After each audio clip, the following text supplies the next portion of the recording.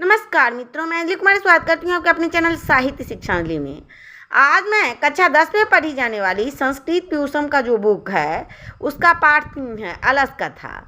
तो इस चैप्टर को मैं अपने चैनल पे पढ़ा चुकी हूँ और इसका प्रश्नोत्तर भी करवा चुकी हूँ। आज इस चैप्टर के महत्वपूर्ण वायरल प्रश्न को लेकर के आपके बीच आई हूँ, तो मेरे साथ शुरू से अंत तक बने रहें। यह सभी परीक्षाओं के लिए महत्वपूर्ण है, चाहे स्टेट हो, सीटेट हो, यूजीसी नेट हो, सभी परीक्षाओं के लिए यह वीडियो आप लोगों के लिए महत्वपूर्ण होगा। तो चलिए प्रश्न संख्या 1 की तरफ। प्रश्न संख्या 1 है कि अलस कथा पाठ जो है किस ग्रंथ से संकलित है। तो यह पाठ जो है ना पुरुष परीक्षा से संकलित है। प्रश्न संख्या 2 है कि मिथिला का मंत्री कौन था। तो मिथिला का मंत्री का नाम वीरेश्वर था, जो मैं चैप्टर में भी बता चुकी हूँ। प्रश्न संख्या 3 है कि आलस्य मनुष्य का शत्रु है, ऐसा किसने कहा है। तो ऐसा नीतिकारों का कहना है। प्रश्न संख्या 4 है कि विद्यापति के गुरु का नाम क्या था। तो विद्यापति जी का गुरु का नाम पंडित हरि मिश्र था और यह प्रश्न बहुत ही इम्पोर्टेंट प्रश्न है। प्रश्न संख्या 5 है कि महाकवि विद्यापति को किन किन उपाधियों से सम्मानित किया गया है।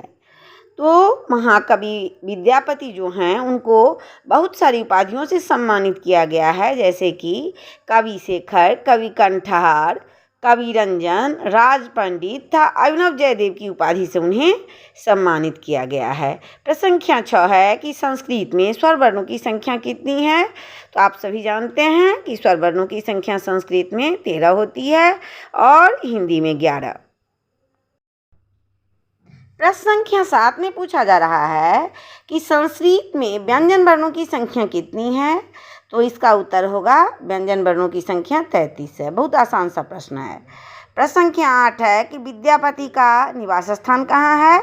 तो विद्यापति का निवास स्थान दरभंगा जिले के बिपसीनाथ गांव में है। प्रश्न संख्या 9 है कि पवित्र तथा नयन में कौन सी संधि है। तो दोनों में आयादी संधि है। प्रश्न संख्या 10 है कि वीरेश्वर कौन था। तो वीरेश्वर मिथिला का मंत्री था। प्रश्न संख्या 11 है कि बनावटी आलस दिखा करके कौन भोजन करते थे। तो धूर्त जो थे ना बनावटी आलस दिखा करके भोजन किया करते थे। प्रश्न संख्या 12 है कि चारों आलसियों को बाहर कैसे निकाला गया। जब घर में आग लगाया गया तो चारों आलसी जो थे आग लगने पर भी घर से बाहर नहीं निकल रहे थे, तो उनको केस पकड़ करके घसीट करके बाहर निकाला गया। प्रश्न संख्या 13 है कि घर में आग लगा देखकर कौन पलायन हो गए। पलायन का अर्थ होता है भाग जाना। तो जब घर में आग लगा देखा तो धूर्त जो थे ना वो पलायन हो गए। प्रश्न संख्या 14 है कि अलस कथा अंतर्गत मिथिला में कौन मंत्री थे। तो इस पाठ के अंतर्गत मिथिला के मंत्री वीरेश्वर थे। प्रश्न संख्या 15 है कि इस पाठ के अनुसार बताइए कि इस संसार में बच्चों का सबसे अच्छा रक्षक कौन होता है।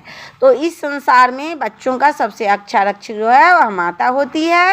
प्रश्न संख्या 16 है कि आलसशाला में आग क्यों लगाया गया। तो आलसशाला जो था उसमें आग इसलिए लगाया गया था कि आलसियों की परीक्षा ली जाए। प्रश्न संख्या 17 है कि अलस कथा पाठ के लेखक कौन है। तो इस पाठ के लेखक विद्यापति जी हैं। प्रश्न संख्या 16 है कि मैथिल कोकिल के नाम से कौन प्रसिद्ध हैं। तो मैथिल कोकिल के नाम से विद्यापति जी प्रसिद्ध हैं।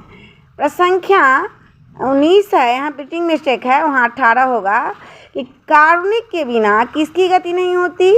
मतलब जिसके दिल में करुणा होता है ना उसी को कारुणिक कहा जाता है।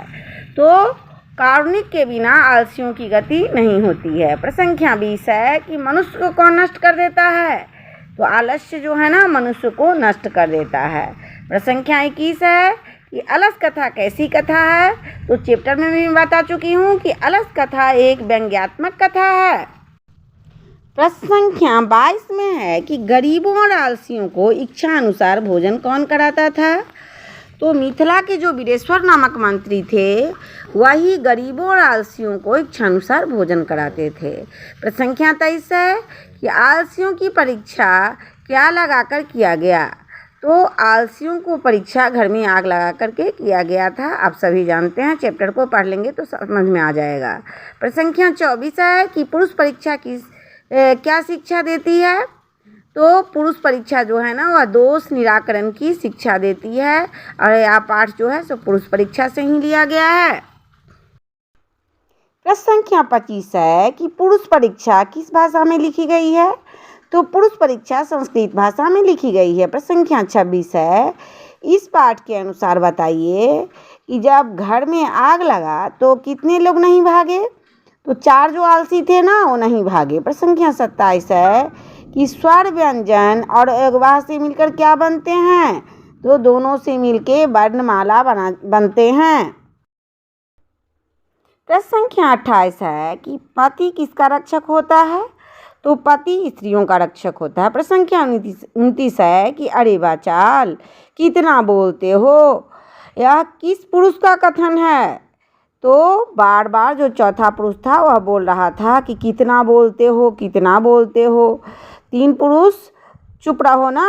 प्रश्न संख्या 30 है, संस्कृत व्याकरण में संधि कितने होते हैं? तो संस्कृत व्याकरण में संधि 3 होते हैं। स्वर संधि जिसे अच संधि कहा जाता है, व्यंजन संधि जिसे हल संधि कहा जाता है और विसर्ग संधि। तो आशा करती हूँ कि यह वीडियो आप लोगों के लिए बहुत ही हेल्पफुल होगा। इस वीडियो में मैंने 30 प्रश्नों को कवर करवाया है। अगर आप लोग चैनल पे नए हैं तो वीडियो को लाइक करें, चैनल को सब्सक्राइब करें, तो अपने दोस्तों में शेयर करें। तब तक के लिए जय हिंद, जय भारत।